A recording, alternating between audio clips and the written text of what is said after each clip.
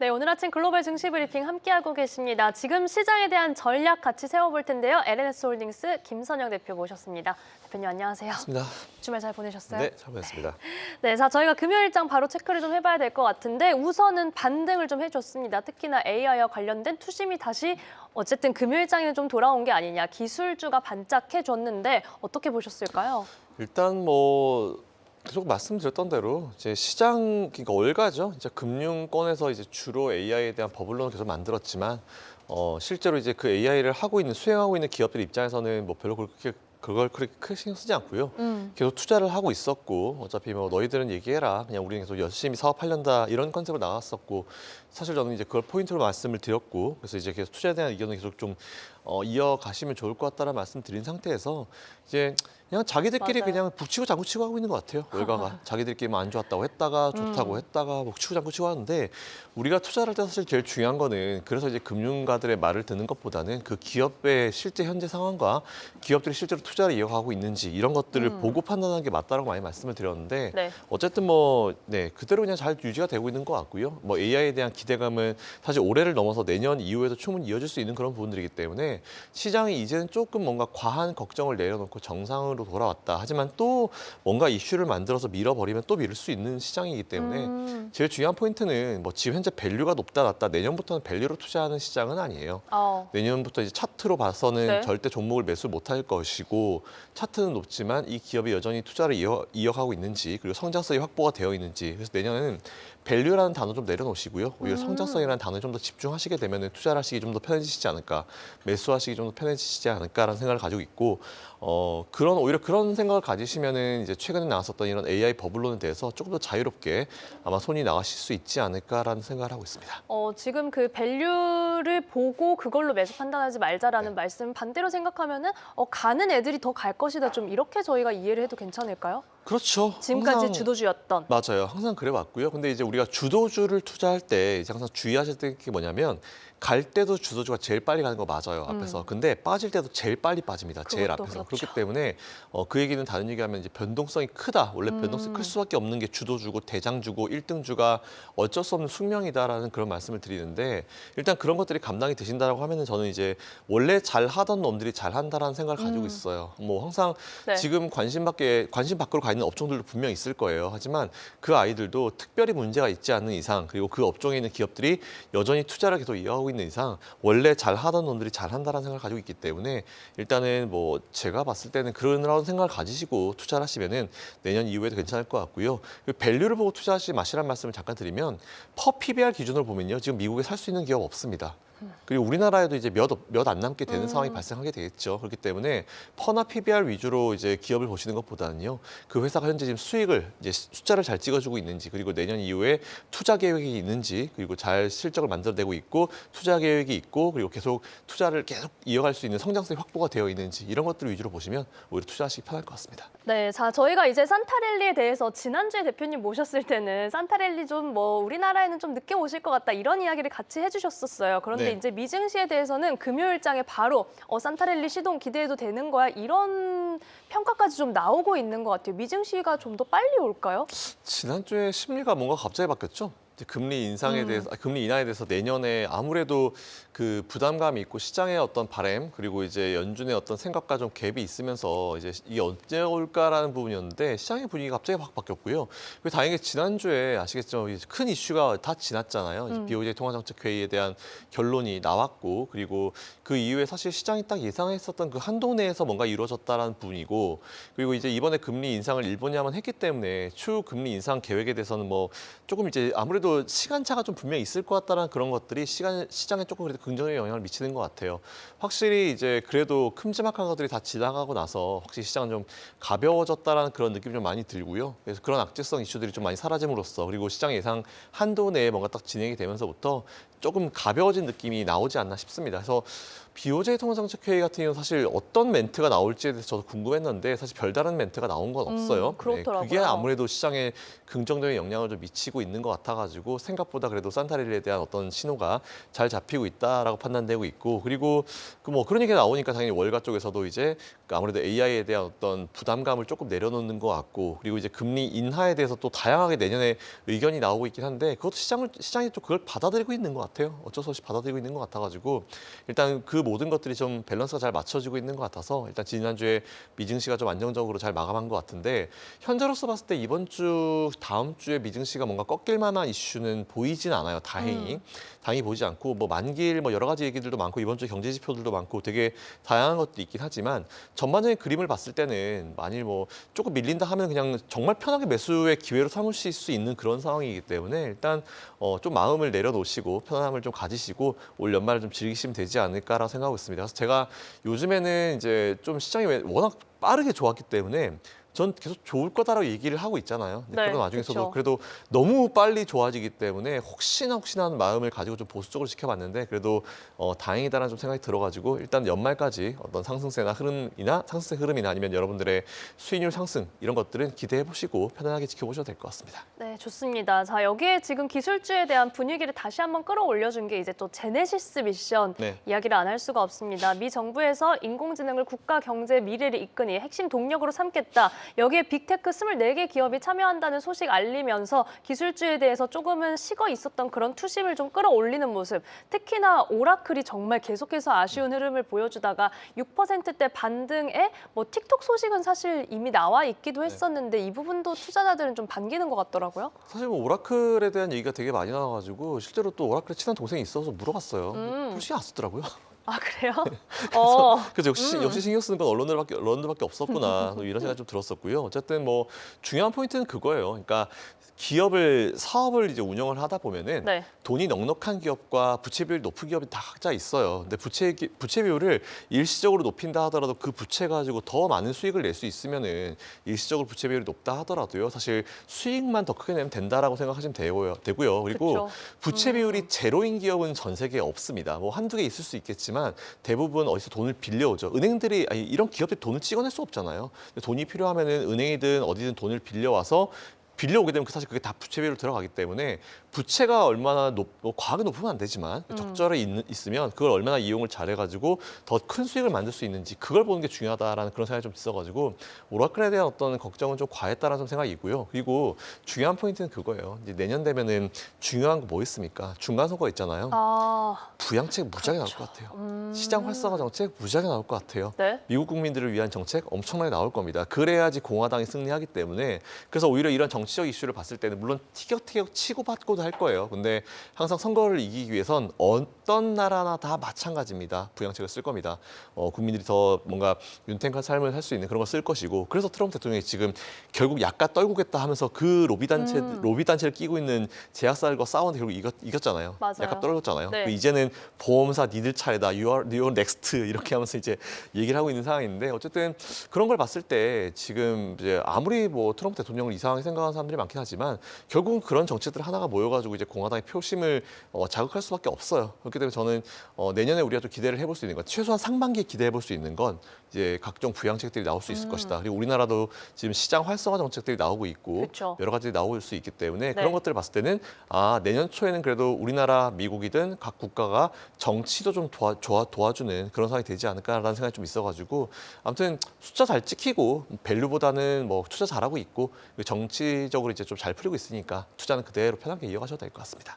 네, 조금은 정책적인 서포트에 대해서 나오는 부분도 같이 기대를 해볼 수 있다. 자, 그렇다면 이제 소비 섹터에 대해서 내년도는 또 어떻게 보고 계실지도 궁금한데 그중에 대표적인 기업 같은 경우는 나이키가 이제 성적표를 잘 내놓고 나서도 중국 시장에 대한 우려가 조금 담기면서 주가가 빠지기는 했었습니다. 이런 부분 어떻게 볼까요? 좀. 저는 애플이 잘못하면 결국 이렇게 될 거다라고 봐요. 나이키도 결국은 이제 아시겠지만 중국 시장에 집중을 많이 했었던 그런 뭔가 잘못된 부분, 그죠? 그리고 이제 사실 나이키는 굉장히 오랜 기간 동안 힘들었어요. 쉽지 않은 그런 분위기였고 쉽게 살아나지 못하고 있는 그런 많이 상황이잖아요. 보존하죠. 네, 그래서 뭐 나이키가 뭐 저도 사실 나이키 되게 좋아합니다. 옛날 에어조단 시리즈 거의 뭐 사 모았었던 사람으로서 네. 네, 나이키를 굉장히 좋아하는 기업이긴 하지만 나이키를 봤을 때 애플이 잘못하면 이렇게 될 수도 있다라는 생각을 사실 되게 많이 해요. 저는 미래의 어떤 애플의 길이 될 수도 있다라고 좀 보고 있는 상황인데 일단 나이키 같은 경우는 이제 이미 힘들었었던 기업이고 뭔가 살아날 수 있는 그런 쉬운 느낌이 나오진 않고 있어요. 그리고 이 얘기를 제가 왜 드리냐면은 나이키는 소비주의 대표 주자가 아닙니다. 정말 죄송하지만 네, 일부 뭐 영향을 줄 수 있겠지만 나이키는 이미 예전만큼 이제 미국의 대표 소비주로 평가하기에는 조금 무리가 현재로서는 포지션상으로 있어요. 위상을 잃었다. 네, 많이 위상을 잃은 상황이기 때문에 뭐 나이키의 급락이나 나이키 상황 때문에 소비주가 어려울 것 같다, 소비가 안 좋을 것 같다라고 보기에는 무리가 좀 있다는 말씀 먼저 드리고요. 그리고 근데 뭐 소비에 대해서 걱정을 되게 많이 하실 거예요. 근데 최근에 이제 미국에서 트렌드가 어떻게 돌아가고 있냐면은 할인보다는 품질 쪽으로 많이 집중되고 있다라는 내용들이 되게 많이 나오고 있습니다. 그 얘기는 네. 우리가 사실은 이제 그동안 뭐 워낙 누군가가 계속 경기가 안 좋다, 안 좋다, 안 좋다, 인플레이션이 너무 심해서 뭐 소비가 떨어진다 이런 얘기인데 실제로 발표된 건 안 그랬어요. 예전에 경기 침체 때문에 그렇게 해왔던 내용인데 정말 말이지 경기가 안 좋다라고 하면은 당연히 할인 업체들이 어마어마하게 각광을 받을 겁니다. 근데 그보다 품질적으로 집중을 한다라고 하는 거는 소비가 생각보다 그렇게 나쁘지 않다. 오히려 괜찮은 수준이다라고 좀 우리가 판단할 수 있는 부분이고요. 그리고 이거 진짜 안타까운 현실 중에 하나인데 이건 진짜 오해하지 말고 들으셔야 돼요. 소비를 판단할 때요. 아시겠지만 전체의 이 소비의 거의 90%가 이제 수입 기준으로 봤을 때 상위 몇 %가 다 가져가요. 그렇기 때문에 우리가 소비를 평가할 때 이건 진짜 오해하지 말고 구매 주시기 가능한 바랍니다. 능력에 대한 네, 부분 그래서 제가 차이가 실제로 있기 제가 때문에. 예전에 미국에 있을 때 회사에서 저희 이제 윗분이 뭐라고 말씀하셨냐면은 네. 이것도 오해하지 말고 그분이 실제로 말씀하신 부분이 포드 판매량을 걱정할 바에 차라리 페라리 판매량을 걱정하라는 말을 했었어요. 그 얘기가 사실 바로 대변해 준 얘기거든요. 아무래도 소비를 하는 그 층 자체가 크게 소비를 하는 층, 그러니까 뭐 보통 이제 상위 1%, 전 세계 1%가 전 세계 매출의 소비의 대부분을 차지한다 이런 내용이 있잖아요. 그렇기 때문에 우리가 항상 소비 지표를 바라볼 때 제가 이걸 왜 말씀드리냐면 소비 지표를 바라볼 때 시각을 우리가 명확하게 이게 사실 팩트이기 때문에 그렇게 보시라는 의미로 말씀을 드리는 거예요. 그렇기 때문에 당장을 봤을 때는 뭐 소비에 대해서 크게 뭔가 문제가 될 만한 부분은 전혀 없어요. 그렇다 하더라도 지금 저 같은 사람들이 이용할 수 있는 코스트코나 아니면 이런 월마트 같은 그런 경우도 견조합니다. 나쁘지 그쵸, 않아요. 괜찮죠. 네, 그렇기 때문에 네. 이런 것들은 소비에 대해서 뭐 당분간 얘기가 나오는 것들은요. 걱정하실 필요가 없고요. 경기에 대한 걱정하실 필요 없다. 나이키는 소비를 대체할 수 있는 그런 위상을 잃은 지 오래기 때문에 오히려 지금은 아마존이나 월마트나 코스트코 이쪽 위주로 보시는 게 맞는 것 같다. 그리고 메이시스도 아니에요. 메이시스나 나이키가 옛날에 대표를 했는데 메이시스도 옛날에 위상 잃었거든요. 그쵸. 나이키도 잃었어요. 그렇기 때문에 확실히 세대가 바뀜으로써 우리가 소비의 지표로 삼을 수 있는 기업이 바뀌었다는 부분도 여러분들 꼭 체크하시고 네, 투자하셨으면 좋겠습니다. 말씀해 주신 것처럼 뭐 나이키나 이런 경우는 이제 뭐 브랜드 간의 경쟁도 너무 많이 격화되어 있기도 하고 최근에 저희가 앞서 소비 동향을 체크할 때 많이 봤던 게 항공주나 여행과 관련돼서는 네. 그런 프리미엄 소득 계층의 어떤 재구매율이 굉장히 늘고 있다 이런 이야기들이 좀 많이 나오기도 하더라고요. 맞아요. 실제로 이제 그런 내용들이 되게 많이 나오고 있는 그런 상황이고 그리고 이제 우리가 또 볼 수 있는 거는 여행에 대한 수요 같은 부분들이잖아요. 근데 일단은 여행에 대한 수요가 나오기 전에 또 비행기 항공사에 대한 여러 가지 이슈들도 있을 수 있고 날씨가 있을 수도 있고 굉장히 많은 것들이 있을 수 있고 그리고 유가에 대한 부분이 있을 수 있고 근데 그쵸? 유가에 대한 부분 사실 그런 항공류는 보통 선물 거래를 많이 해요. 근데 지금 제가 오늘 새벽에 방송에서 보여드렸지만 5년치의 WTI나 브렌트나 두바이를 봤을 때 지금 낮은 상황이거든요. 그래서 그런 기업들이 기름에 대한 부담이 없는 상황이기 때문에 오히려 저는 이런 항공주를 위주로 생각하셔가지고 여행에 대한 수요나 아니면 이제 이런 소비에 대한 수요를 보셔도 나쁘지 않겠다라는 생각이고 실제로 우리나라 같은 경우도 지금 뭐 하와이나 이런 곳에 가는 비행기 값이 일시적으로 내년 한 2월, 3월까지 굉장히 낮아져 있는 상황이거든요. 그래서 그래요? 이런 것들을 잘 판단했을 때는 네. 그런 쪽 수요도 살아날 수 있다라는 부분 체크하시면 될 것 같습니다. 여행 수요에 대한 부분 그리고 여기에 유가의 흐름까지도 같이 참고를 해서 좀 살펴보시면 좋을 것 같습니다. 자, 이번 주에는 또 거래일이 많지는 않은데 그래도 지표들은 분명히 체크를 좀 해야 될 것 같습니다. 미국 GDP 3분기 GDP도 이제 저희가 확인을 할 수가 있고 ADP 주간 데이터도 나오는 주잖아요. 네. 어떤 부분 좀 주목해야 될까요? 이번 주에 사실은 그냥 있는 그대로 말씀드리면요. 이번 주에 나오는 지표들 중에 제가 신경 쓰는 지표는 없어요.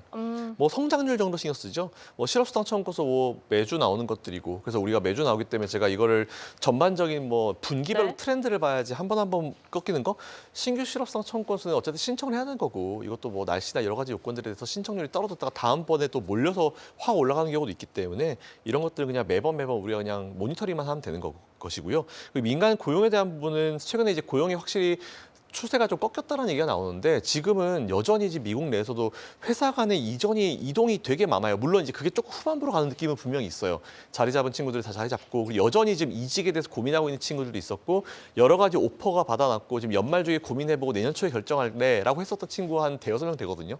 그래서 제가 봤을 때는 일단 내년 한 1월 달까지는 그래도 고용에 대한 부분을 우리가 좀 변동성이 좀 있게 좀 판단하시면 될 것 같다는 생각이 좀 있어가지고 지표가 발표되면 전반적인 트렌드를 항상 보시는 게 되게 중요합니다. 한 번 한 번 발표되는 거거든요. 이번에 네. 진짜 안 좋았다가 그 안 좋았던 거 다 몰려서 다음 달에 좋아질 수 있기 때문에 최소한 2, 3개월의 트렌드를 보시라는 말씀을 드리고 이번 주는 그냥 성장률 정도만 체크하시면 되지 사실 성장률도 그렇게 크게 염두를 해두고 있지는 않다. 이번 주엔 그냥 크리스마스 즐기시면 될 것 같아요. 좀 마음 편하게 저희가 네. 들을 수 있는 부분이었습니다. 자, 이번엔 저희가 국내 증시도 잠깐 체크를 해볼 텐데 우선은 삼성 바이오로직스 좀 네. 여쭤보고 싶어요. 오늘 개장 전에 나온 소식이 이제 위탁의학 생산과 관련해서 생산 시설을 인수한다. 미국의 생산 거점을 좀 마련하게 된다. 여기에 대해서 이제 북미 지역의 어떤 대응력이 좀 높아질 수 있다. 이런 기대감이 좀 나오는 것 같은데 우선 주가는 2%대 오름세로 출발했다가 지금은 좀 강보합 흐름 가져가면서 상승 탄력은 조금 다시 빠져 있는 그런 상황이거든요.